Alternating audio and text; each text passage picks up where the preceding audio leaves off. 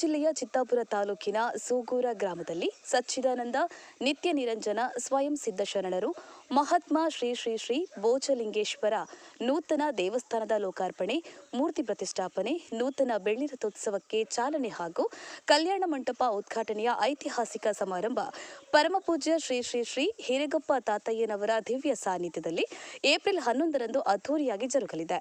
ಈ ಕಾರ್ಯಕ್ರಮಕ್ಕೆ ಕರ್ನಾಟಕ ರಾಜ್ಯದ ಮುಖ್ಯಮಂತ್ರಿಗಳಾದ ಸಿದ್ದರಾಮಯ್ಯನವರು, ಸಚಿವರಾದ ಪ್ರಿಯಾಂಕ ಖರ್ಗೆ, ಭೈರತಿ ಸುರೇಶ್ ಹಾಗೂ ಹಲವಾರು ರಾಜಕಾರಣಿಗಳು ಆಗಮಿಸಲಿದ್ದಾರೆ.